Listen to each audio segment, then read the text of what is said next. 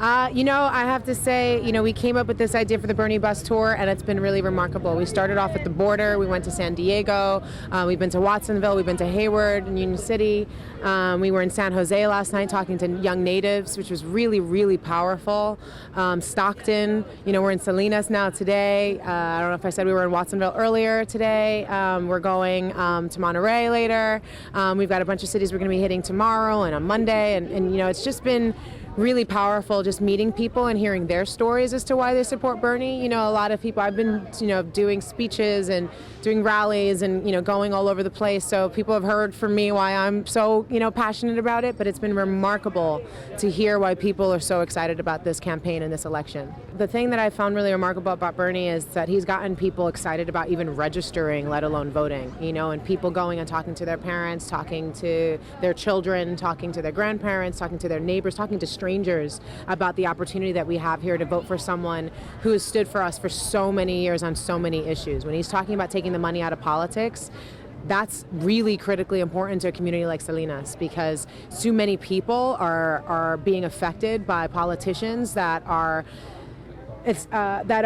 have an influence of money around them that makes them pay attention to the wrong and have the wrong priorities. And we need to make sure that we're the ones that are the priority, and it needs to be people before profit. And so that taking the money out of politics makes traction on everything. When he's talking about universal health care, that means taking care of all of us, so that no one has to worry about, if they get sick, they can't go to work, they're going to lose their home.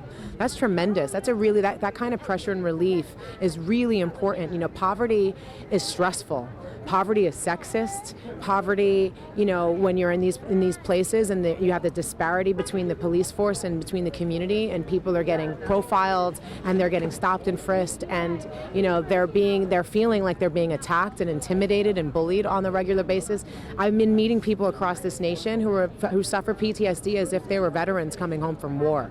They just feel so stressed and so upset. We're in Stockton, and it's the murder capital of California, and they're talking about how they don't have a UC school there that they have, but they've got a track line to prison, and it's like the money that's going into our schools is going into police force on those schools. So again, it's not going in, it's a small portion of it that goes towards mental health and psychotherapy and and arts and things that actually help create, great community. When you see people who don't graduate from high school, it is guaranteed almost that they're going to go to jail. If they graduate high school, that number drops dramatically. If they go to college, it's almost zero that there's going to be this pipeline into prison. And so when we're spending money on our universities not to encourage education and develop and spark that passion in our young people to continue with their education, but instead having intimidation and having kids who are just being kids being taken out of class and put into the juvie system. I mean, they were saying in Stockton that was like 10-year-olds. They're the highest for taking out 10-year-olds. What kind of expectations are you giving to our communities across the nation when that's the kind of tactics that are being done? So for me, like talking about having a candidate that's talking about education for all and healthcare for all, who's talking against fracking, which disproportionately affects our communities, especially communities of color and poor people who are affected by environmental injustices. These things speak to us. I've had people I'm talking to who are undocumented and have a family member that goes to war and comes back in a body bag, and then the family's deported. And you're like, well, what other sacrifice could you possibly have made to say that you love this country and you want to be a part of this country, and now you've been thrown out? Like, it's just devastation upon devastation, and has been reaped on so many families across this nation. And to see them all go, but there's another chance, there's an opportunity, there's someone who is truly fighting for us, and we need to fight for him. That's just really powerful. No matter what happens in this election, we're going to need that passion to keep us going forward, because the midterm elections, the other people on the ticket right now on June 7th, let alone in the general election, these people are really key, and they make or break our communities, and we have to show up in big numbers and support each other in showing up in those big numbers, understanding how difficult it is sometimes to go out, make sure you're registered, make sure you're voting, driving to the poll places, knowing all that information. We understand people are busy, they're working 2 and 3 jobs, they're barely surviving.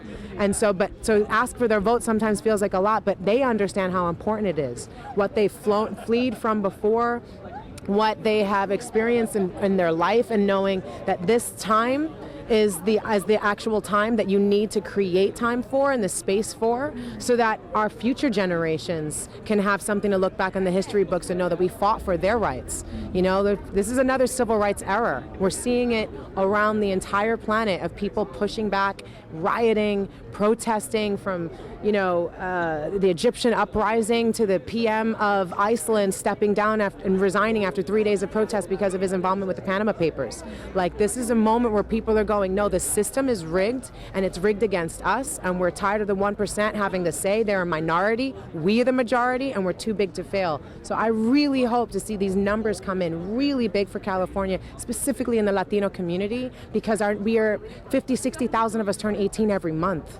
We are the swing vote, and we need to let people know that we're paying attention to the policies and the rhetoric and the records that they have, and if they do not support us as a community, then we are not going to support them anymore. I'm hearing it from other people out there going, you know, we want to vote against Trump, but you know what, he's talking about building a wall, and she actually voted for it. Like, we're done with this. You know, we're done with the Hispandering, as you said, and like, we really want someone with substance who's coming at it from a humane perspective that includes all of us. You know, sitting with the Native youth was really, really powerful, because they were like, well, we're really glad that he's talking about us and mentioning about us and talking about our Mother Earth and how we treat the land, and having that be a more holistic approach that all of us kind of participate in. But there's even more that we could be doing and tapping into. And we want to be talking about our greatness, how we survived genocide, and how we've been able to take that into something else and show our numbers. Like, this is a generation right now that's accepting, that has learned from the horrors and the cynicism and resignation of their parents and their parents before them, who have dealt with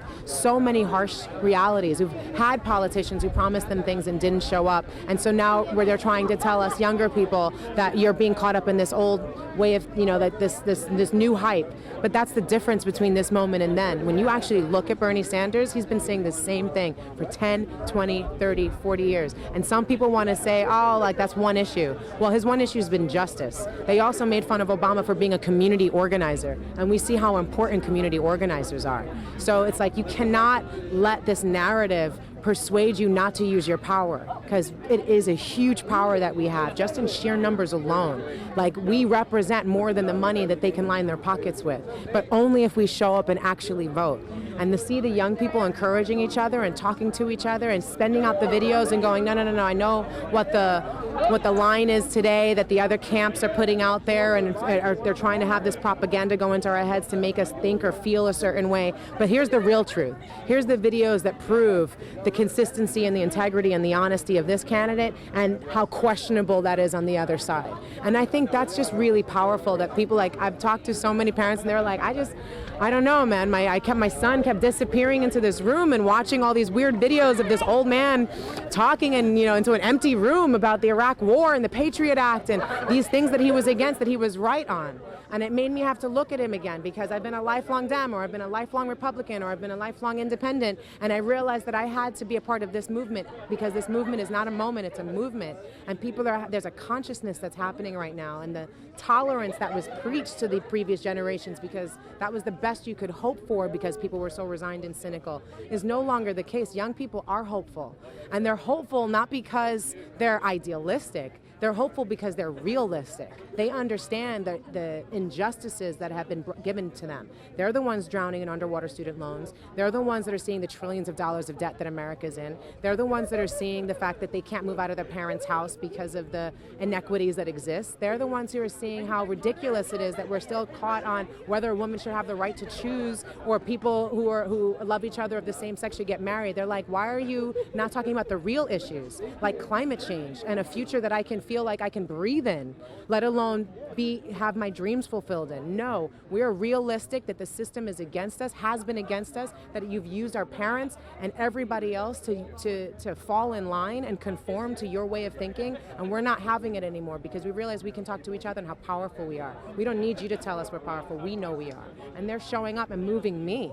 It's the reason why I've never endorsed a candidate before, but seeing these numbers out there for people who are doing it for free, but just spending their time and energy is just so moving. And so I just want to say thank you, because there's so many people who are not covering this, and it's shameful, because no matter what, this is historic. This is a grassroots campaign. This would be, if he gets into the White House, It would be because people said, I have $3, I have $27. The other candidate didn't do that. She had the name brand, she had the brand name, the household name. She also has experience, she also has these qualifications, but she didn't trust her record enough to have the people support her into the White House. He said, I'm a 74-year-old Democratic socialist. I believe in universal health care and humanity and education and the environment, being healthy and putting people to work and not going off to war and wasting money. And I'm just going to let that be my message. And if people want to see me go into the White House, then I'm going to ride that wave because it's not me, it's us.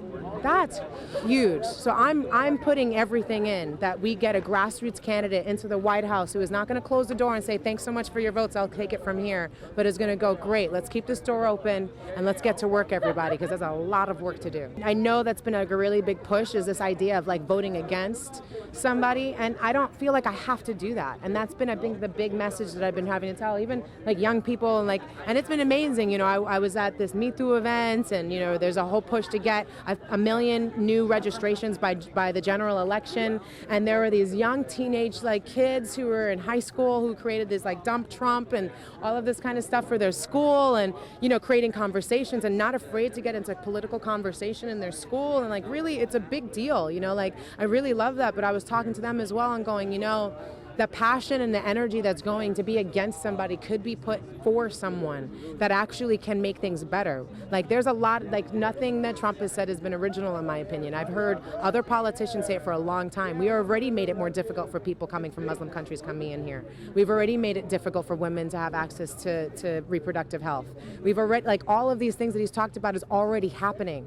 So let's not be confused as to thinking by stopping him in some way, shape, or form that we get to suddenly be okay on all of those issues. No, there's a lot of work to do. And so the best way to actually combat that is to vote for someone who's on your side to change those things. And knowing who to actually, if you're going to vote against someone, who to actually put that vote to. And so far, I can say when people are going for the other candidate, I'm like, well, he might have talked about a wall, but she actually voted for it. So that's not my vote. There's no way I would ever vote for her. I'm going to vote, and I don't have to. That's the great. I don't have to vote for Trump, and I don't have to vote for Clinton. I get to vote for Bernie Sanders, and I'm excited about that, and so are a lot of other people.